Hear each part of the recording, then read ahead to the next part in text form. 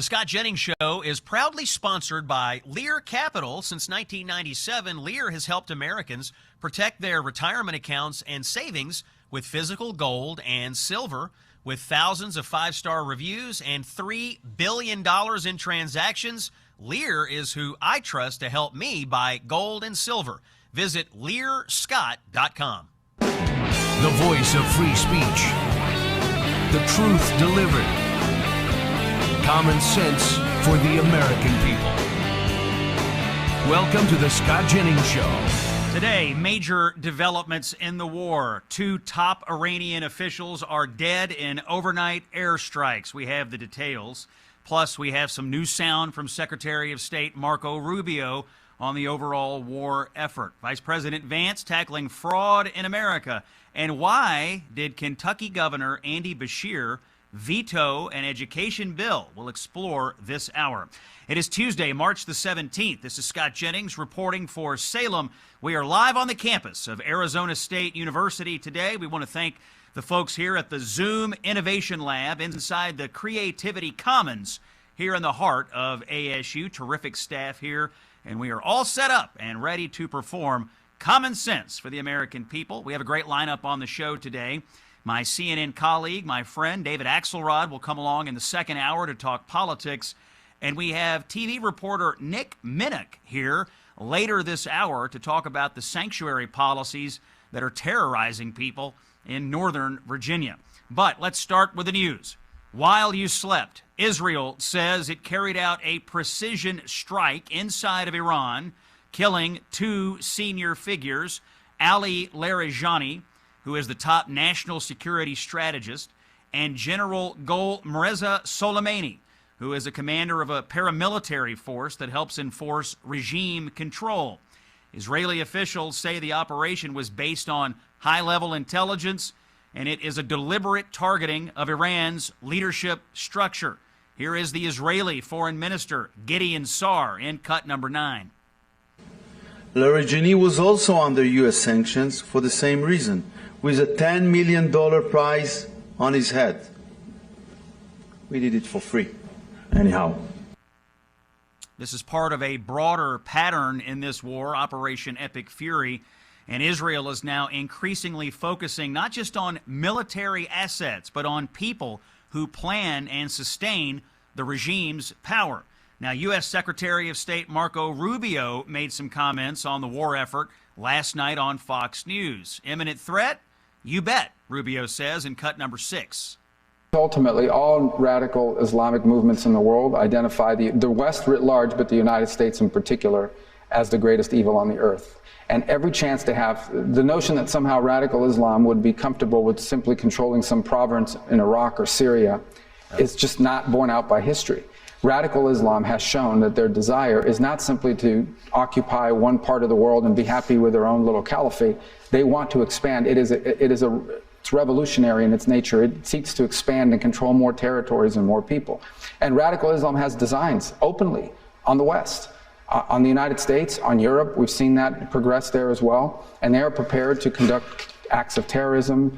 In the case of Iran, nation-state actions, assassinations, murders, you name it, whatever it takes for them to gain their influence and ultimately their domination of different cultures and societies. That's a clear and imminent threat to the world and to the broader West. Marco Rubio talking last night about the war. Now, we're still watching the Strait of Hormuz situation. Germany and Italy have completely ruled out taking any military action to reopen passage through the strait. Britain and France agreed to conditional involvement.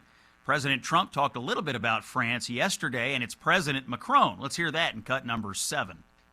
Have you been speaking with the French President Macron about the coalition to reopen the Strait of Hormuz? Yeah, I have spoken to him. He's been on a scale of 0 to 10. I'd say he's been an 8. Not perfect, but it's France. We don't expect perfect. Are you confident that France will help with the reopening of Strait of Hormuz? Yeah, I mean, sure. I think he's gonna help. I mean, I'll let you know. I spoke to him yesterday.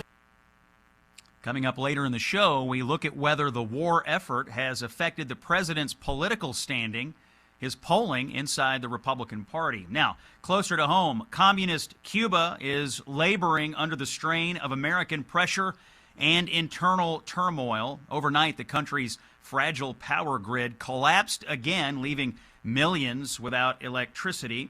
This is part of a deepening crisis. They have fuel shortages, an aging system, and a failing economy. It's led to rolling blackouts, food shortages, and growing unrest among the Cuban people. Now we are seeing rare public protests as Cubans take to the streets demanding relief. And here's the broader goal from the Trump administration: to put maximum pressure on the regime and force real change on the island. They want political freedom, economic reform, and ultimately a government that answers to the Cuban people, not the other way around. Bottom line, what you're seeing in the news isn't just about blackouts. This is a regime that is under strain, and the pressure is building. Rubio said today, in comments he made in the White House, that the current Cuban government is unable to fix the island's struggling economy and that it, quote, needs new people in charge to repair it. Back in the White House, and yesterday, Vice President Vance appeared alongside the president for the signing of an executive order to set up Trump's anti-fraud task force. This promise was made in the State of the Union. Here's Vance in cut number 12. This is one of the reasons why DOJ is such an important part of this, is because we have to make sure that where we see criminal conduct, we actually prosecute it. And the president's talked about this a lot in the past. I don't need to repeat it, but it's worth noting that so many times when we find people engaged in really, really bad conduct, you know, the local judge or the local grand jury tries to stop it. One of the cool things about what we're doing is we're trying to take some innovative steps to ensure that when we find criminal fraud, we can actually prosecute it all the way to the end.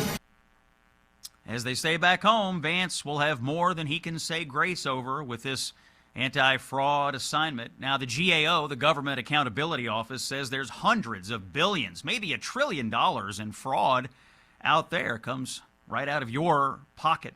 Pakistan and Afghanistan are fighting, by the way, 3 weeks now in a border conflict between the two countries, and it shows no signs of slowing down. On Tuesday, the Taliban, now remember, they run Afghanistan now, they said at least 400 people had been killed and 200 injured after Pakistan struck a drug rehab center with an airstrike in Kabul, the deadliest strike yet in this escalating situation. Back in the U.S., meat packers have gone on strike in Colorado. It's the first time that's happened in 40 years. Thousands of workers at a major JBS meat packing plant in Greeley, Colorado, walked off the job after contract talks broke down. Now, this particular plant handles a significant share of America's beef supply, so the strike could tighten production and push already high meat prices even higher. You're listening to Common Sense for the American People. This is Scott Jennings on Salem. We do have this just in to the Scott Jennings Show. President Trump taking questions from reporters this morning in the Oval Office, and the president actually just made some comments about the airstrikes overnight that took out two of the Iranian regime's top national security figures. Let's listen to the president now in cut number 16. The top person was, they say, a lot of people say their actual top was killed yesterday, along with somebody else who was responsible for the killing, the man that was responsible for the killing of 32,000 people over the last 2 weeks. He was in charge of the killing of protesters. It's an evil group. I mean, they've killed much more than 32,000 people. And the man who was responsible for that was also killed yesterday. That was the president in the Oval Office just a little while ago. We're going to keep an eye on the president's commentary this morning and bring you any breaking news from that. Let's get a little news on aches and pains. I want to talk to you about Relief Factor. You know, I've talked to you all for months now about Relief Factor. We have experienced it in the Jennings household, and the experience has been good. We're getting all kinds of cards and letters and information from customers around the country who say they tried Relief Factor and found it to be more than satisfactory. Well, their levels of happiness are about to go up because Relief Factor has now improved the formula of the product. They have added a black pepper extract to this premium product. It helps your body absorb the nutrients and the key ingredients more efficiently. In simple terms, your body will get a greater benefit from what you're already taking, and that really matters. If you're going to take something daily, you'd like to know that your body is absorbing it as best it can. This new formula will make that possible. If you have been listening to me talk about Relief Factor for a while, maybe today is your moment. Or if you're already taking it, you now are getting an enhanced formula. It will work even smarter than it was already. My advice, start with Relief Factor's 3-week quick start plan. You'll get a 3-week supply. It costs $19.95. You have very little to lose here, but a lot to gain if it relieves your aches and pains. Here's how you do it. You go to relieffactor.com or you call 1-800-4RELIEF. Again, relieffactor.com or 1-800-4RELIEF. 3-week quick start of Relief Factor could be the answer for you. When we come back, we talk education policy in Kentucky. A governor there named Andy Beshear, who wants to run for president, has vetoed a bill. We'll find out why right after this on the Scott Jennings Show. Hey, it's Scott, and I'm so excited to welcome Crowd Health as a new partner to the Scott Jennings Show. For several years, I'm hearing more people voicing frustration with traditional health insurance. Bad incentives baked into Obamacare have sent costs soaring. The rules are a maze of jargon, and people feel stuck. That's why I want to tell you about my new partner, Crowd Health. Crowd Health isn't insurance. It's a community that cuts out the middleman to help one another fund medical expenses, giving you more freedom, fewer surprises, and greater control over your healthcare choices. And when it comes to cost, members are spending hundreds less per month compared to traditional insurance. Right now, you can get started for just $99 per month for your first 3 months when you use the code SCOTT. Go to joincrowdhealth.com. That's joincrowdhealth.com and use code SCOTT. Again, joincrowdhealth.com, code SCOTT. Quick reminder, Crowd Health is not insurance. You can opt out, take your power back, and that is how we win. You want to drive a leftist crazy? Tell the truth and keep smiling. This is the Scott Jennings Show. Tuesday, March the 17th, Common Sense for the American People. Thanks for joining us here on Salem. You know, Kentucky Governor Andy Beshear is often talked about as a moderate Democrat with national ambitions, but his latest move in Kentucky is raising some eyebrows. On Friday, he vetoed a bill that would have opted Kentucky into a federal tax credit scholarship program that would bring more education dollars into the state without taking any money away from public schools. In his veto message, Beshear argued the focus should be on funding public education, not expanding alternatives. But critics say that misses the point, since the program is funded through federal tax credits and would support things like tutoring and scholarships for Kentucky students.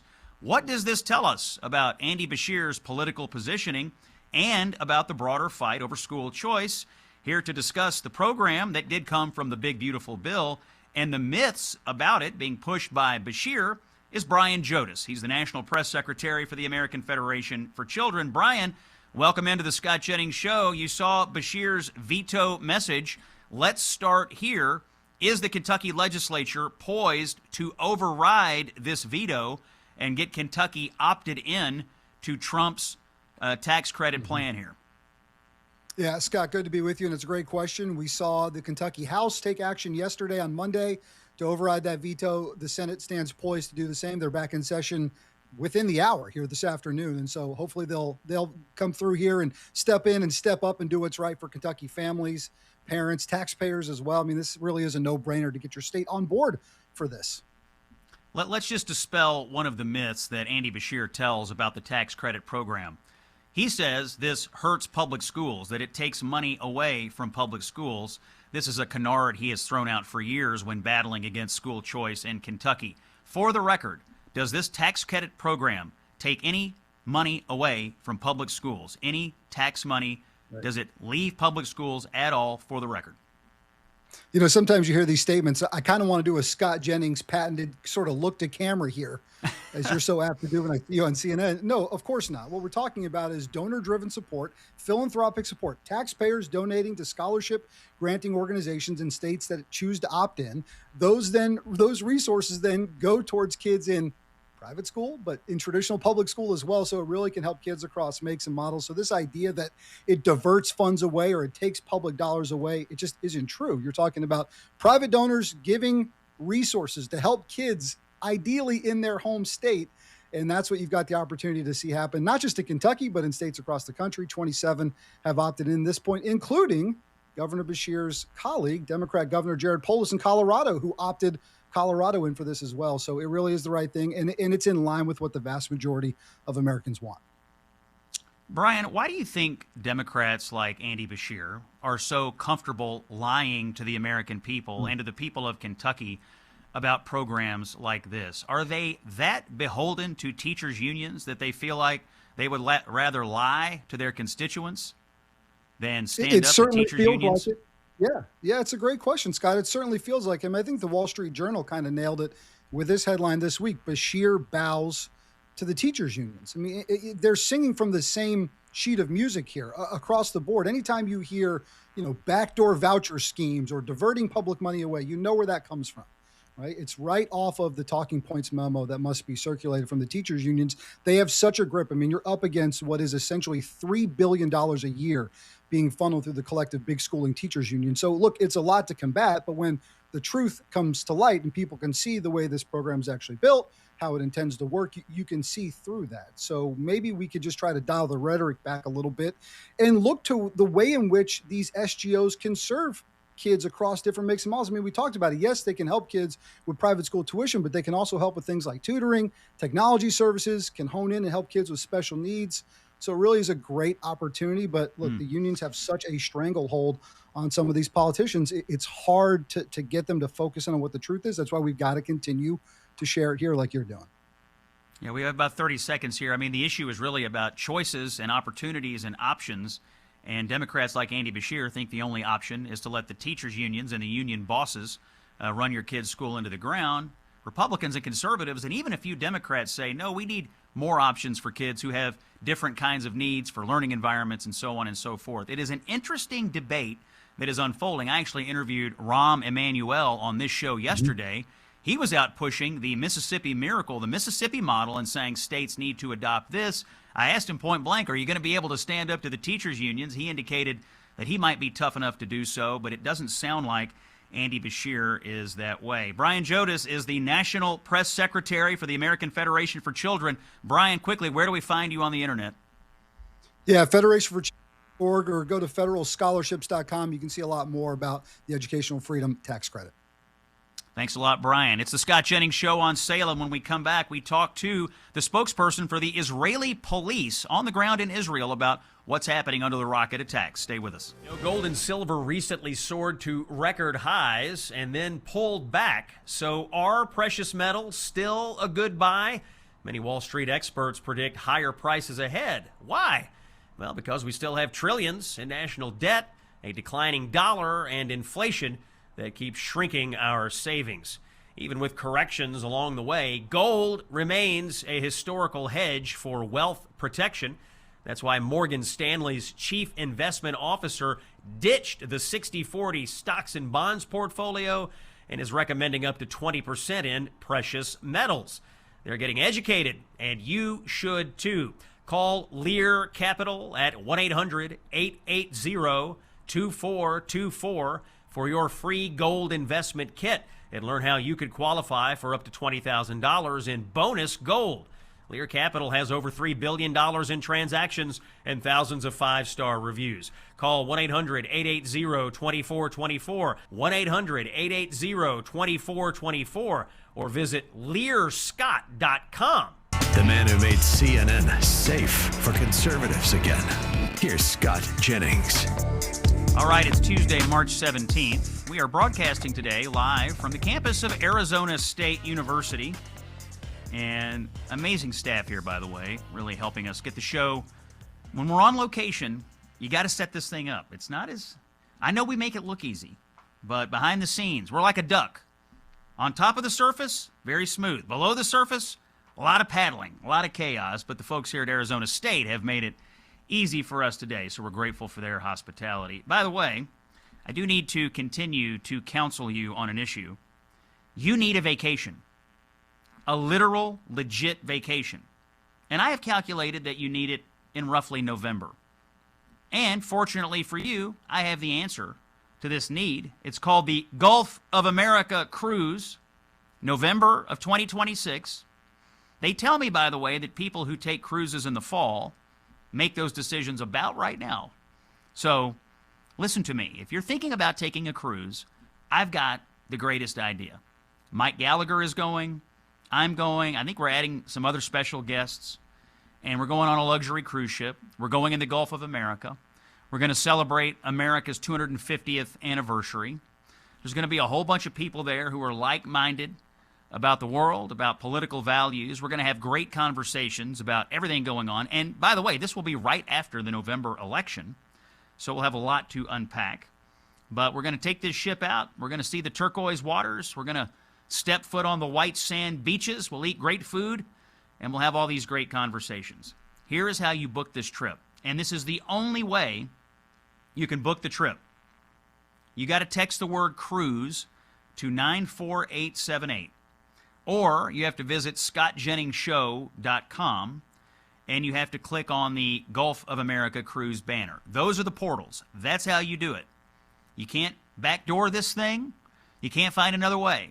If you get on this ship in a way other than this, they won't let you into the stuff that Gallagher and I and the other special guests are doing. Text the word cruise to 94878.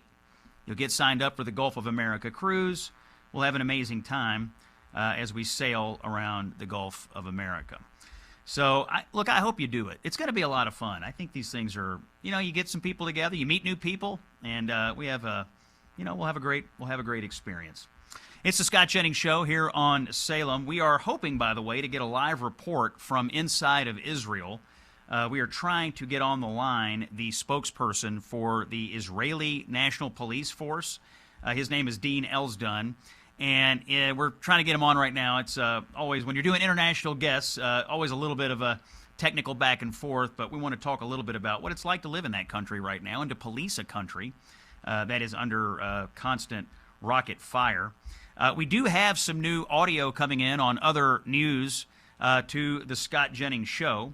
As you know, the Department of Homeland Security remains closed today. Democrats have continued to vote to keep this closed. It's been closed for over a month. If you've been to an American airport in the last couple of weeks, you know they are starting to feel the effects.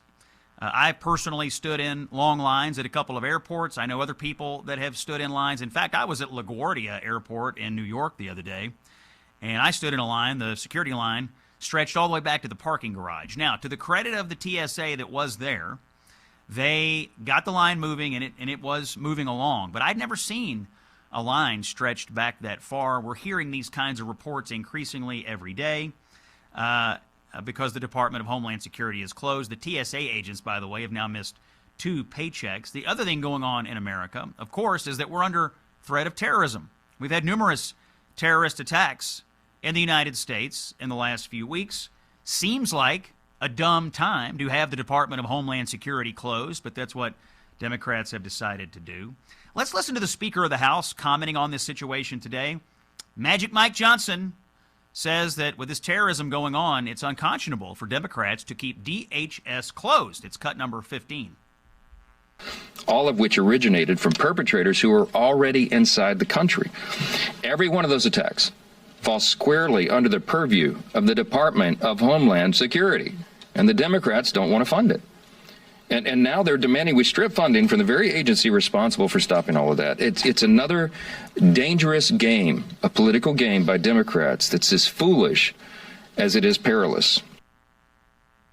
Yeah, there's really no good reason to keep this closed. The stated reason for the jockeying here is that Democrats would like to have some changes in ICE immigration enforcement policy. Of course, some changes have already happened. Kristi Noem has resigned, and some other things have happened. In fact, Mark Wayne Mullen I believe this week will be up on the Hill for his confirmation hearings. But ICE is funded until 2029, so keeping the Department of Homeland Security closed right now does nothing about current ICE funding. But as I said, you're going to see everyday impacts of this increasing. Let's listen to the TSA Deputy Administrator. This is a federal official named Adam Stahl. Not only are you going to see increasingly long lines at American airports, but it may get worse, much, much worse. Let's listen to him in cut number 14.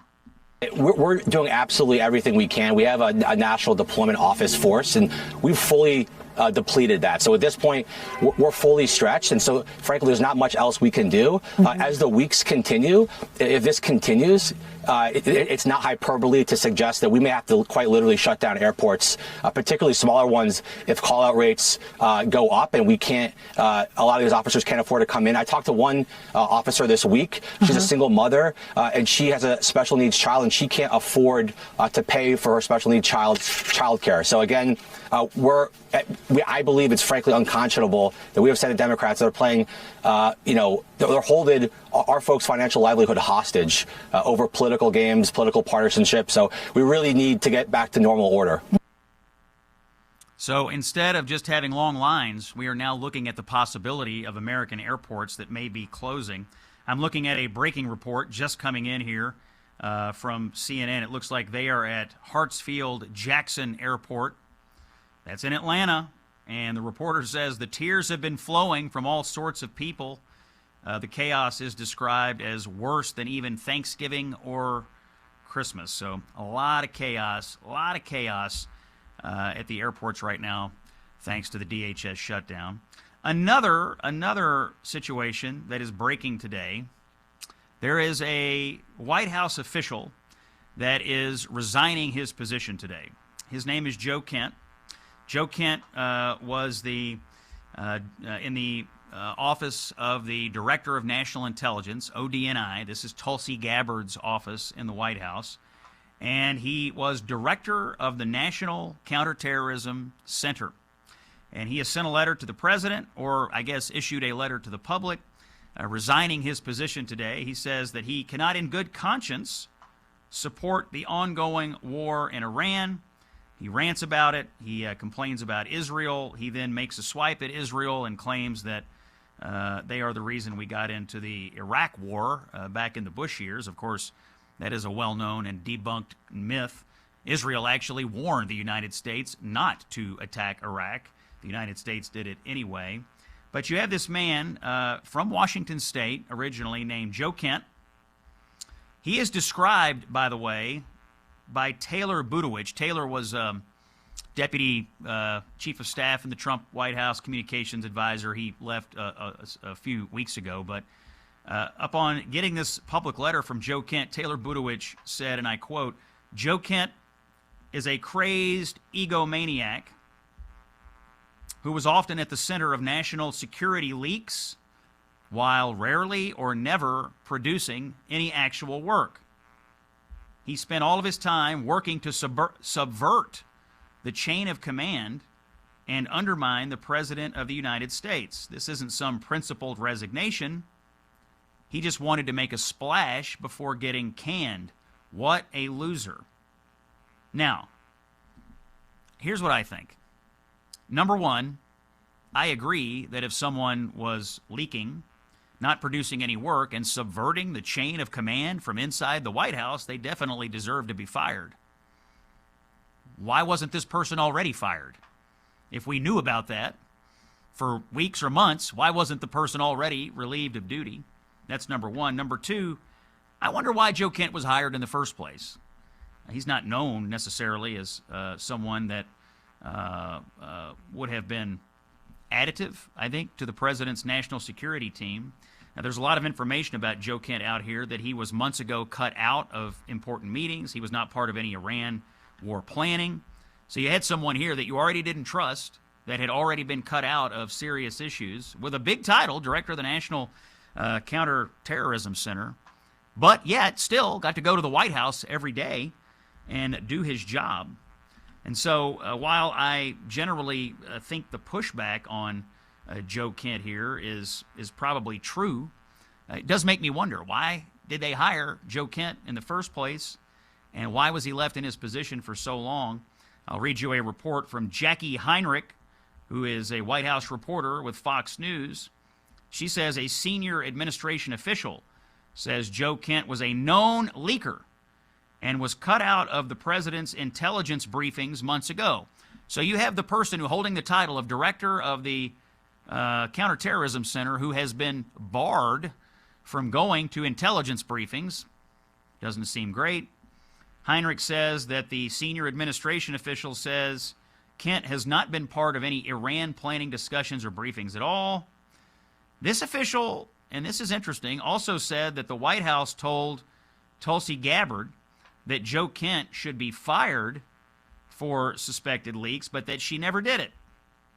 So a picture is emerging here of someone who was given a job that they probably should have never had, who immediately went to work in that job, subverting the chain of command, meaning subverting the elected commander-in-chief of the United States, who was leaking to the press, who was cut out of any serious decision-making in meetings, yet was still there and able to resign and try to embarrass the president with this public resignation on the way out the door. You should remember, by the way, Joe Kent ran for Congress in Washington State. He actually won a Republican primary and then turned a red seat over to the Democratic Party a couple of cycles ago before getting this opportunity from Donald Trump. So if you're keeping track on your Republican scorecard for Joe Kent, it's turn a seat over to the Democrats, get a second chance by getting appointed by the president to something important, then try to embarrass Donald Trump with your anti-Israel conspiracy theories on the way out the door. This is really a sad and troubling situation, but even though he has been attacked, actually, in the Democratic mainstream media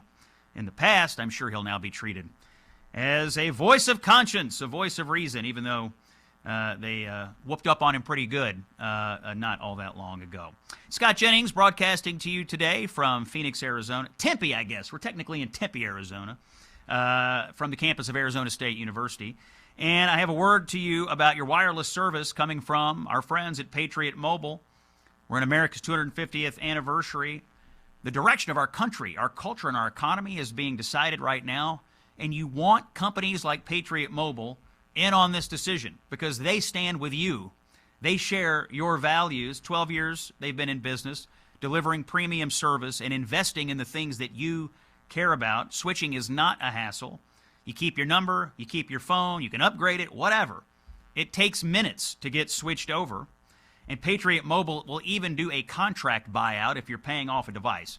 Great company, great service, great deal right now. PatriotMobile.com is how you get in on this. /Scott, PatriotMobile.com/Scott, or call 972-PATRIOT. Use promo code Scott.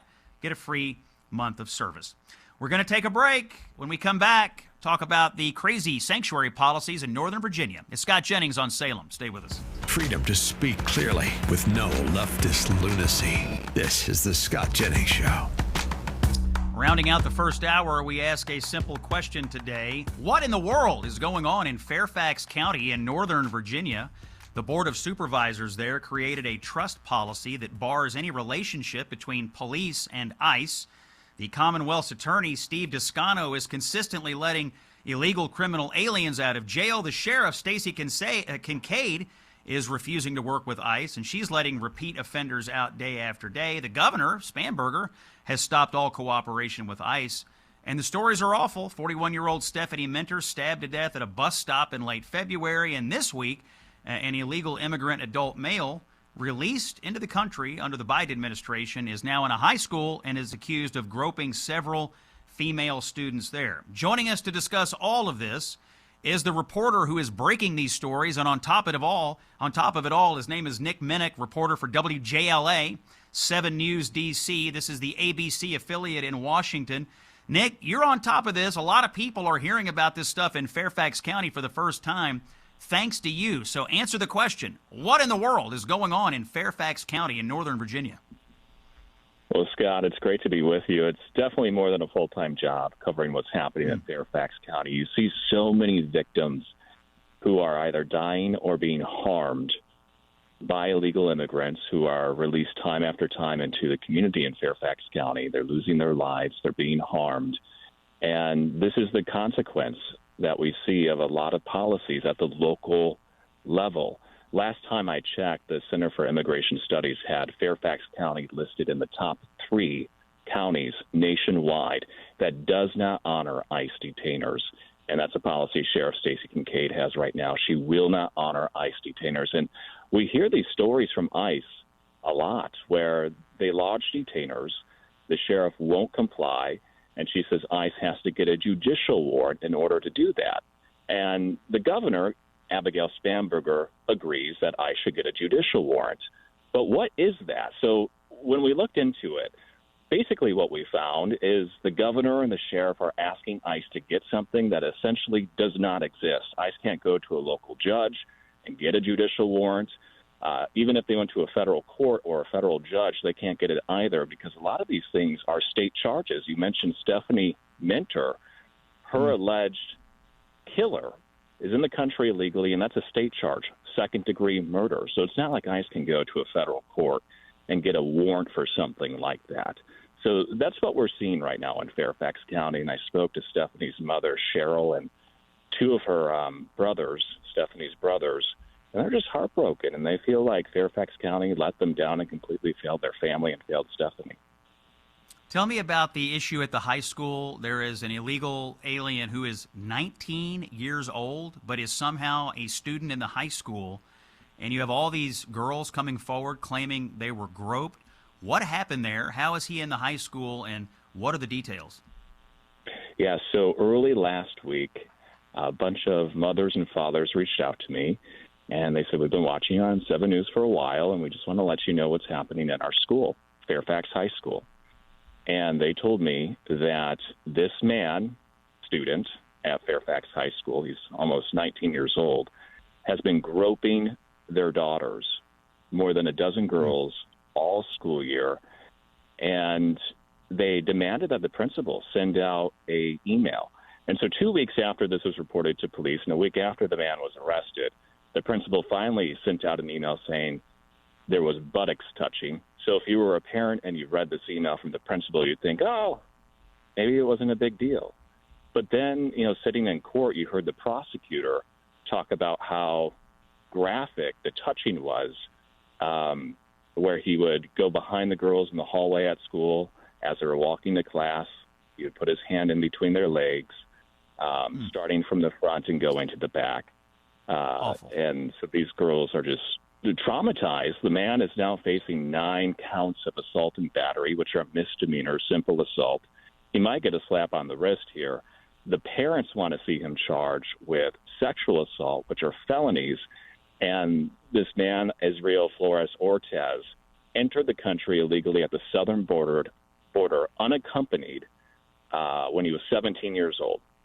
And the Biden administration released him back into the U.S. He somehow made his way up to Fairfax County, where FCPS, the school system, they're opening their arms to folks like this all the time. Right. They're happy to have them. Right. Yeah, this is a troubling situation. We'll have to see how the criminal justice system there treats him. But I got to be honest, based on your reporting, I don't have high hopes that the parents or the girls who've been molested are going to get much justice here. Nick Minnick, I would encourage, by the way, everyone, follow Nick Minnick, M-I-N-O-C-K, reporter for WJLA, if you want to hear more about this. Another hour ahead. Stay with us. Scott Jennings on Salem. Okay, it's Tuesday, March the 17th. Scott Jennings here on Salem. Thanks for joining us. Hour number 2 is underway, and we give you a quick check of the headlines. Tonight, Team USA goes for the win against Venezuela in the World Baseball Classic, 8 o'clock. Great tournament so far. Encourage you to check that out. We have a major legal fight unfolding in Las Vegas between police and the courts over whether a repeat offender should be released out into the public. A judge out there ordered a 36-year-old suspect with 35 prior arrests to be released on $25,000 bail with an ankle monitor. It's essentially house arrest. But the Las Vegas Metro Police refused. They said the man is too dangerous, citing his history of skipping court and violating past monitoring rules.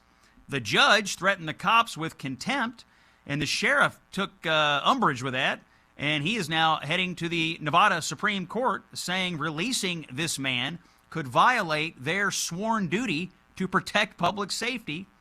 The bigger issue here, though, is interesting. The case could decide who has the final say. Is it judges ordering release or police deciding who is too risky for electronic monitoring? Bottom line here in Vegas, it is a high-stakes clash over crime, authority, and public safety, and it is now headed to that state's high court. We'll keep an eye on that story. Finally, the DHS shutdown continues. We're in day 30, 31, I guess now. Airports are getting crazy.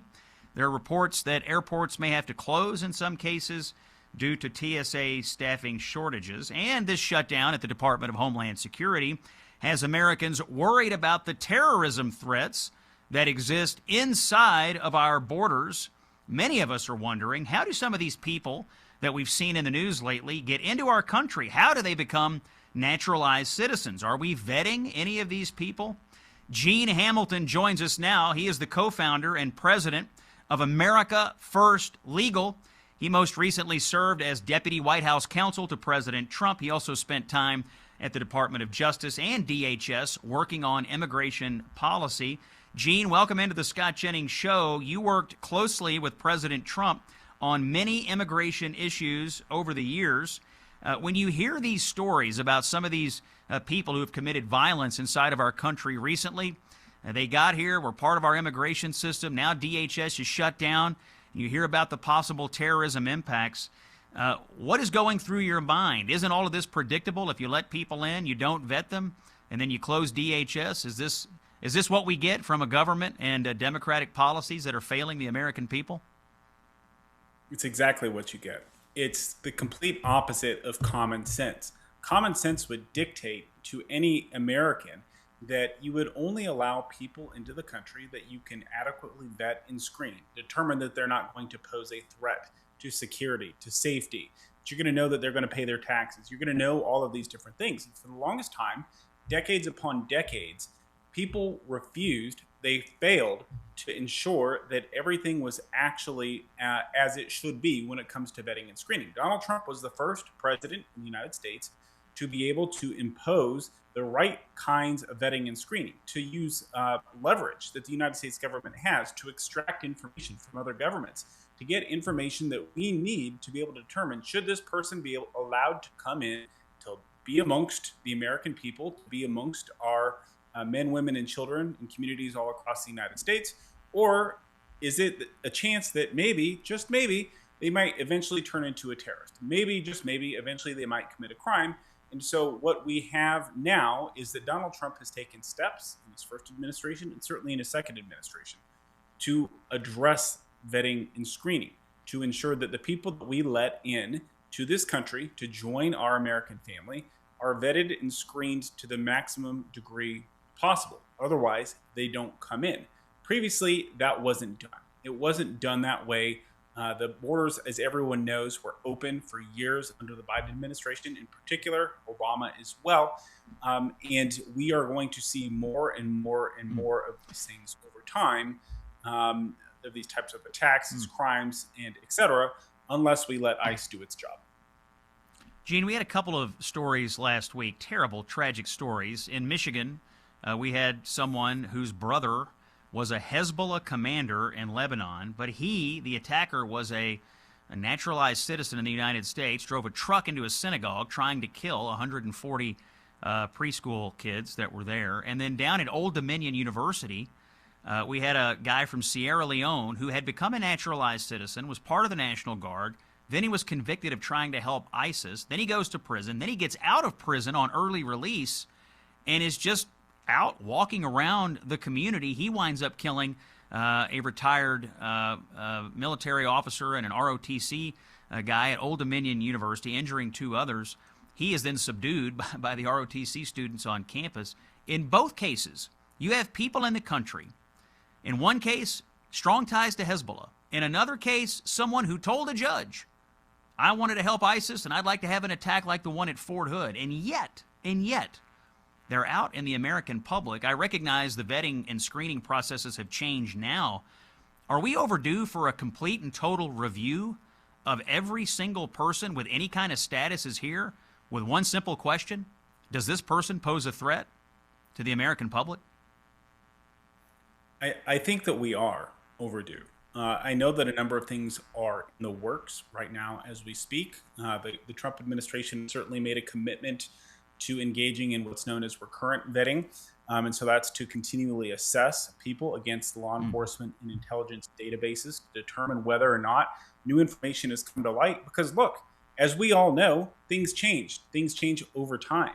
And so what we might not have known about somebody from some database or the lack thereof a few years ago, suddenly information comes into our possession. And if we find out that they have a close family member or friend who is a known terrorist, that should lead to action being taken. And again, that wasn't something that was, quite frankly, being done. I mean, if the folks at home want to think about it this way, everyone's very familiar with public school systems that are failing in actually educating students. And yet, nonetheless, even though students will fail and fail and fail and fail, they'll still get promoted to the next grade, to the next grade, to the next grade. And for the longest time, our immigration system functioned in the same way. Oh, well, you get here. Maybe you're here on a temporary visa, or maybe you're here illegally. And then somehow, magically, depending on the path that you take, you get a green card. And then you fail your way into naturalization. And no one is actually doing the things to make sure that at each step along the way, you're meeting the metrics for success, to be a upstanding American, to be a productive member of the community. And so we are now going to see a lot more of these things over time. Sadly, hopefully we can take the United States government under this president, under this administration, will do everything that it can to stop more of these things from happening, to deport more of these folks who have questionable ties, and to go in and reassess with modern technology all of the existing files and intelligence holdings that we have on these many, many, many people who are in our country currently today. Gene, last question. I got about 30 seconds here. In the cases that I referenced last week, both were naturalized American citizens. A lot of people have been wondering, well, how come we don't denaturalize people who break our laws? If you come here and then you commit an act of terrorism, or we find that you're connected to terrorism, or in the case of the guy in Virginia, you got convicted of trying to help ISIS, why isn't there an automatic denaturalization? How hard is that to do? Should we be doing more of that? We should be doing more of it. We need a few statutory fixes from Congress. There's a lot that we can do with our existing tools that we have, but it requires a vetting and a continual assessment of the available information that's there. And quite frankly, we just haven't done that. We haven't focused on that as a country. We haven't devoted the resources necessary to look through all of those files. Hopefully that will start to be done very, very soon. Yeah, Gene, it sounds like we need to call a few members of Congress about this, because I think the public is ready for somebody to step in here and rectify some situations that are clearly putting American citizens at risk. Gene Hamilton with America First Legal. We'll have you back soon. Thanks for tracking all of this for us. It's Scott Jennings here on Salem. A word from our friends at Relief Factor. Now, look, I don't know a ton about black pepper because I don't use it. But I tell you what I do know about. Black pepper extract. It's not for your food. It's for your Relief Factor. And they've improved the formula by putting black pepper extract in Relief Factor. Do you know what it does? Very important. Helps your body absorb the ingredients even better than before. This is an improved formula. When you take this product, you're going to get even more benefit than you were already, which, by the way, was not insubstantial. We hear from people all over the country who say, Relief Factor has made a difference for me. Now this company, constantly improving, they have put this black pepper extract in Relief Factor, and it's even better than it was before. If you've been listening to me talk about Relief Factor, I tell you, now is your moment. If you're already using it, hey, it's going to work better than ever. Try the 3-week quick start. It's $19.95. You have nothing to lose here. Go to ReliefFactor.com or call 1-800-4RELIEF. Get rid of the daily aches and pains with Relief Factor. When we come back, some polling I want to talk to you about. Interesting stuff here on the Scott Jennings Show. Stay with us. Fighting for free speech and Western civilization. This is the Scott Jennings Show. Breaking news into the show. This just in, President Trump making some comments in the Oval Office a little while ago about Operation Epic Fury, our war against Iran. Let's listen to the president in cut 17. We're not ready to leave yet, but we'll be leaving in the near future. We'll be leaving in pretty much the very near future. But right now they've been decimated from every standpoint. And again, We've had great support from countries in the Middle East, great support, but we've had no support from, essentially, no support from NATO. The lack of some rhetorical support, but the lack of tangible support from Europe is definitely got the president unhappy. I don't blame him, but certainly the countries in the Middle East are glad that the United States and Israel are finally defanging Iran once and for all. A lot of people have been wondering, how is this affecting the president's political standing, especially in his own party? You probably hear pundits and liberal news hosts opining that this has caused some sort of rift in the MAGA coalition. The president's losing his base. How many times have we played this game? I want you to listen to my friend of the show, CNN polling director Harry Enton, talking about what's going on inside of the MAGA movement, inside the Republican Party, as we're in week 3 of this war. Let's hear Harry in cut 13. Okay, MAGA GOP on the U.S. military action in Iran. Look at this. Nearly 9 in 10, 89% approve of the U.S. military action in Iran. That is the MAGA GOP base. Just 9% disapprove of it. This is tremendously popular among the Republican base. And, of course, Marco Rubio, Secretary of State, overseeing the effort. It seems to me that a lot of people are taking that into account, including President Donald Trump, who has been smiling an awful lot at Marco Rubio lately. Rubio definitely distinguishing himself here in this effort. But the broader point on politics is clear. If you hear somebody tell you that the Republicans or the MAGA base is abandoning Trump over the war, the polling just doesn't bear it out. It is overwhelming evidence that that is a false talking point designed to make you believe something that is not true. I saw some other polling, by the way, that I wanted to share. I haven't talked polling on the show in a while. You know, a lot of polls come in. I try not to overdwell on this because, you know, polls come and go. Next month we'll have more polls. Then there'll be more polls. You could talk about it forever. But one did catch my eye today. It's called the generic congressional ballot. Now, generic ballot means you do a poll of voters and you say, if the election were held today or in the upcoming midterm election, do you intend to vote for the Republican candidate or the Democrat candidate? It is generically asking people, which party will you vote for? So the most recent YouGov Economist survey taken in the last couple of days, over 1,400 registered voters in the United States, asked this generic ballot question. Democrats got 43%, Republicans got 41%. Now, small lead for Democrats, both parties in the low 40s. Other was 2%, not sure was 11%. What I saw in this poll and what jumped out to me was the trend line. Back on February 16th, a month ago, Democrats in the same survey, same group, had a 7-point lead. On March the 2nd, Democrats had a 4-point lead. On March the 9th, Democrats had a 3-point lead. And on March the 16th, this survey, Democrats have a 2-point lead. So the trend line here is pretty clear that Democrats are receding somewhat over the last 30 days. Incidentally, it's been about 30 days ago they shut down the Department of Homeland Security. It makes me wonder if they're not suffering there a little bit. One other survey that I was sent today, and look, this is not a scientific survey, but I did take note of it. I have a colleague on CNN who hosts a show on the weekends named Michael Smerconish, guy out of Pennsylvania, and he often posts questions for his viewers that they can go on there and vote. Here was the question that he posed. For those who oppose President Trump, which matters more to you? Trump's political defeat or a U.S. victory against Iran? So almost 28,000 people voted in this survey. 72% said Trump's political defeat mattered more to them. Only nearly 28% or so said a U.S. victory against Iran is what mattered the most. That is Trump derangement syndrome on full display. These people watch Michael Smerconish on CNN. They care more about Trump taking an L politically than they care about the United States defeating its adversary, Iran. That is some broken-brained, anti-American politics, if there ever was any. Coming up, the man who will be sitting right here, he's supposed to be here, he's on his way, David Axelrod joins me live and in studio here at Arizona State University. It's Scott Jennings on Salem. Don't miss this conversation right after this. Ready for some common sense and a little Kentucky windage? Here's Scott Jennings. Okay, Tuesday, March the 17th. It's a little chaotic in the studio right now. David Axelrod is here.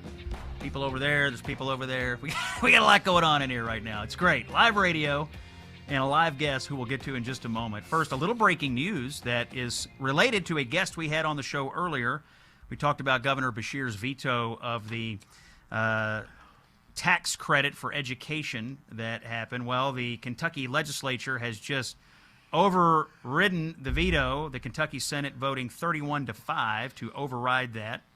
And so the way it works in Kentucky now is that it will go to the Secretary of State, who's a Republican named Mike Adams, and he will actually sign that bill into law. So Beshear vetoed it. The Republicans have overrode the veto, and now a Republican Secretary of State will opt Kentucky in to the scholarship program that was the tax credit that was part of the big, beautiful bill. Tuesday, March the 17th. We're here at Arizona State University, and David Axelrod is here. You know, I noticed that you put me in a chair that's significantly lower than yours. Is that part of the... Yes. I brought you here specifically to make you uncomfortable, and it starts with your physical being in the studio. No, first of all, I have to say thank you for the invitation to be here at ASU. We're going to talk to some students in a little while, which you teach a class here, and then you're part of the public policy school here. Well, yeah, I'm a professor of practice. Largely what I do is I bring people like you, and we have conversations that hopefully will be edifying. Yeah. We'll have maybe even electrifying. Well, if anybody gets electrified at this, that would be quite a news story. So thanks for coming by the show. I want to start here. I had Rahm on yesterday. Yeah. He did, really interesting guy occupying interesting space in the possible Democratic primary for president. You know him well from Chicago, of course. I've known him for 40-something years. He's got a really interesting resume. Ambassador, congressman, mayor. Chief of staff to one president, counselor to another. I mean, the guy's been high-level experience congressional leadership at every level of government. Yeah. What do you make of this? He's carving out, I think, one of the most unique lanes in that potential primary. Yeah, well, I think, look, he's incredibly smart. He's politically sophisticated, and he's also, as you say, very experienced and thoughtful about issues, and he, I think, recognizes that there is a lane for someone who's offering ideas that are, about how to move the country forward rather than looking backward. And he's getting a lot of uptake, certainly among the sort of opinion elite world. He's getting some big reviews, and honestly, once you make the Scott Jennings show, that's the traditional launching pad for a Democratic presidential campaign. I was just going to say, particularly in a Democrat primary, this is a first stop, I would think, for most people. Yeah. Maybe he's not as smart as I said. I don't know. But I mean, he's going everywhere, and I think it's he is more advanced, I think, in his thinking about the campaign than a lot of people who are aspirants are right now. I asked him this yesterday, and he spent a fair amount of time pivoting to criticize Netanyahu. But I asked him, I said, can a Jewish guy from Chicago who has had a long-standing view that it's a good thing that we're allied with Israel win a Democratic primary for president, or any other primary for that matter? Now, he pivoted to his long-standing dislike of Netanyahu, which I know you share, but just politically, tactically, what's your view on that?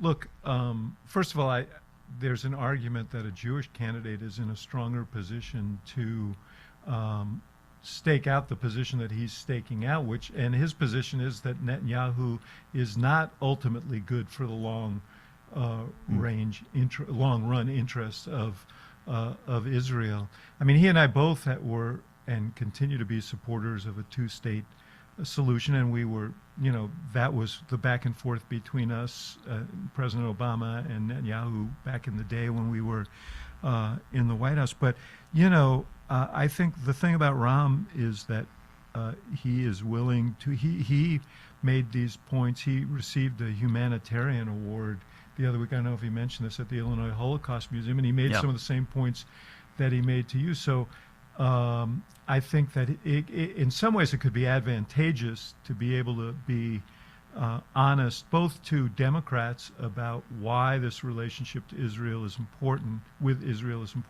and to these diehard supporters of Netanyahu, who he believes, I agree with him, are being misled. Is it really the job, though, of the American president or any American politicians to dictate the internal domestic politics of an ally? I mean, that is the pushback. Whether you love Netanyahu or you don't like him or you think it's time for it, I mean, they're our ally, and the Israeli people, the Israeli political system has produced this leadership structure right now. Is it our job to try to say, no, you have to do this, that, or the other? Well, the relationship between the U.S. and Israel is a little bit different. I mean, the level of support that the United States gives and has from the beginning is a special relationship. Everybody always refers to it as a special relationship, and you know, I mean, we live in a time where the current president you are close to, friendly with, is endorsing candidates in elections. So I think that people will look to our leaders as to, well, what is your policy relative to Israel? What is the advice that you would give Israel? And Ram really has a deep base of knowledge about the history of that, of not just Israel, but the conflict. He's not really, I don't think, a household name among most voters. There are a couple of people who are growing in knowledge. Gavin Newsom of California is one. Kamala Harris, floating around out there, obviously is widely known. Maybe Alexandria Ocasio-Cortez, who some people want to run. Would you consider those three people to be the at least nominal front runners for Democrats in 28, or too soon to even sort of talk about it? Look, I think people will talk about it because that's an obsession, you know, but I think the most disadvantageous in some ways thing to be is the front runner, you know, 2.5 years before an election, because I think things change. I mean, I think Gavin Newsom, and I've said it many times, he's a very talented guy. I think he won the presidential primary of 2025 because I think people were so hungry for someone to punch back and to you know, meet Trump troll to troll and so on. And Newsom has done that, and he's aroused some support in the party because of it. And on the redistricting, I think he's scored a lot of points. But the question is, what are people going to be looking for in 2028? And I suspect people are going to be looking for what comes next. I don't think they're going to want, you know, the most pugilistic person to take on Trump, because Trump will be on his way out. So I'm spending a lot of time, Scott, thinking right now about what is the market going to be looking for. And my theory of presidential politics has always been, and for my advice to Obama, people never choose the replica of what they have. Even if that person is popular, they choose the remedy to the things they think the current president lacks. And so to be like Trump in many ways, or to try and be like Trump, that's not advantageous. I think people are going to be looking for other qualities that they don't believe he has.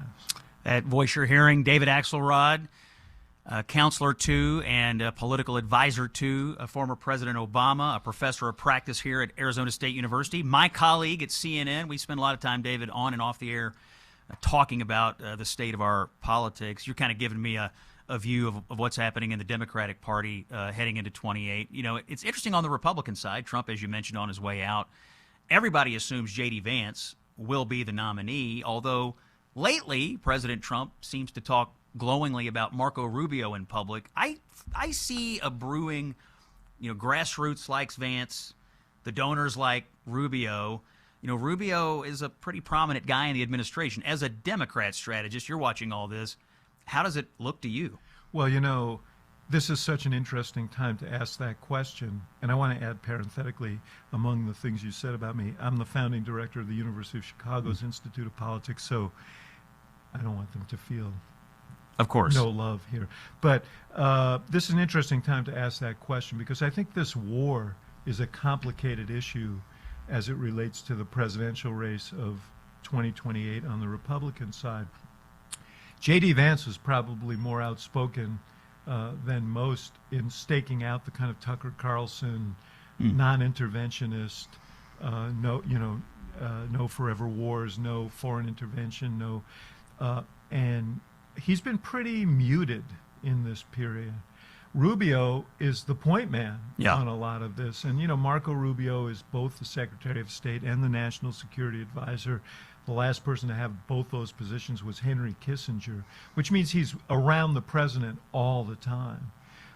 So how this goes may influence how that race goes, both for Vance and for Rubio. If it's judged a success and we get out with not too much more damage and oil prices snap back and the Middle East is, at peace and the Iranians have turned the page and so on, that's one thing. If it's a little messier, it could be messier for Rubio.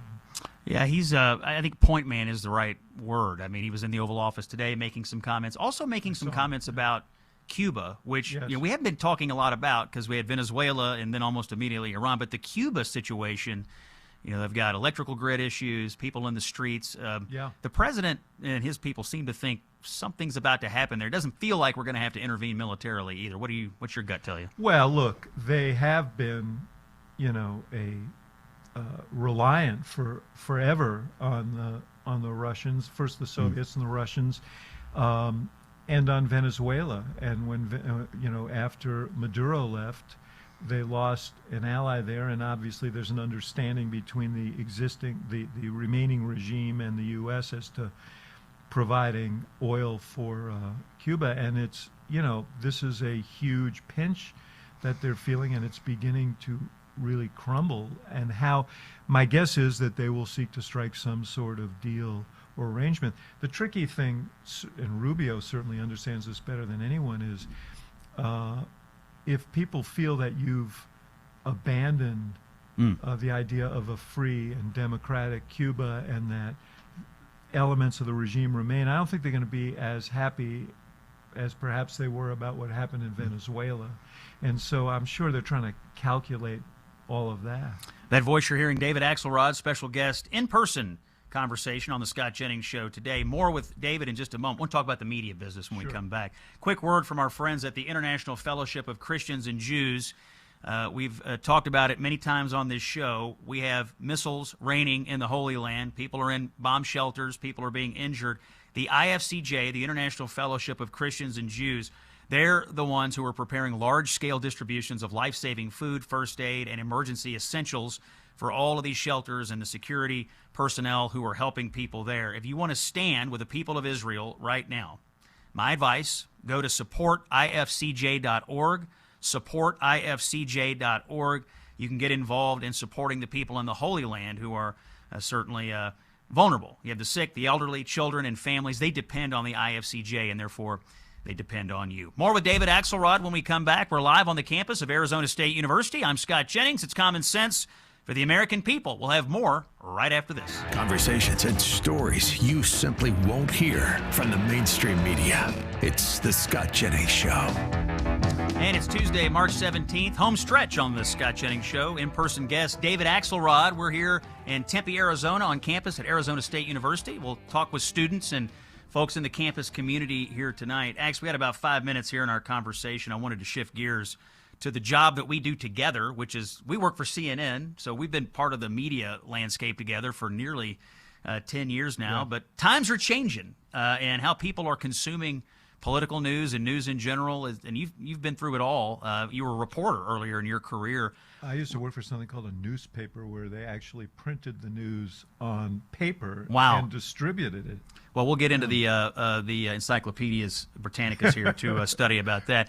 Obviously we're in a little bit of leadership flux or ownership flux, I'd say, at CNN. But just generally, you've lived through this for a few decades now. What's your sort of outlook on the media business right now? How people are consuming information? What are your sort of gut feelings on it? Look, I was just having this discussion with a parent of young people who said, hey, we don't we don't watch. It was actually Amy Walter has a son, 19 years old. She was on my podcast this morning. She said, my kids, they don't watch news.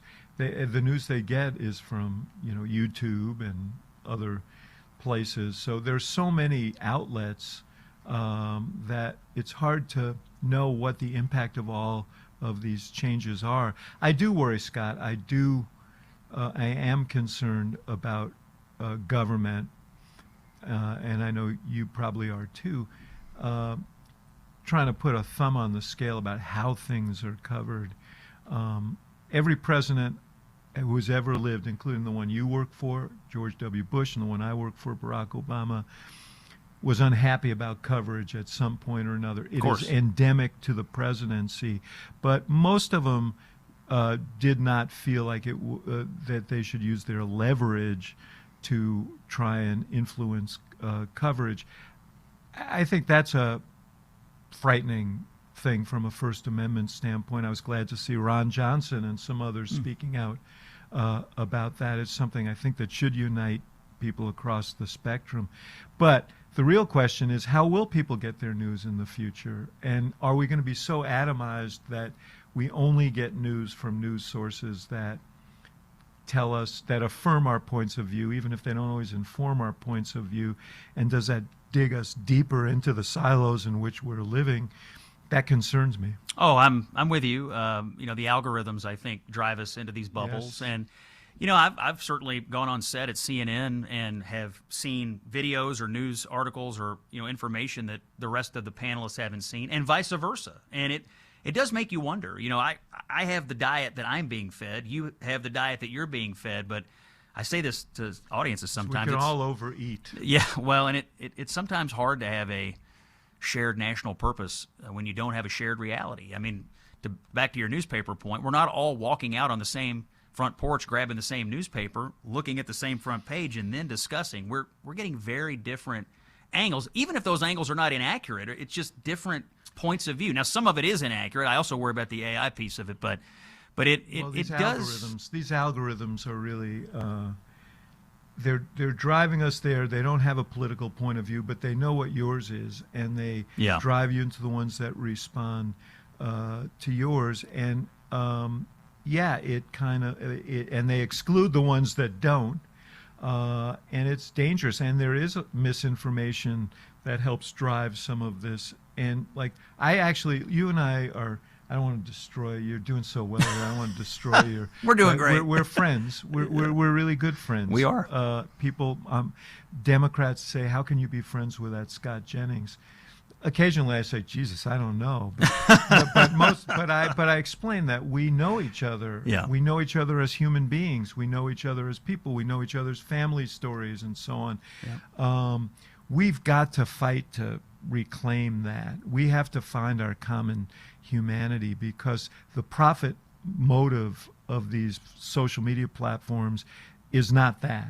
It's to keep us online, and they think these divisions are what does it, and they think micro-targeting us is their play, and that's what algorithms do. So I'm very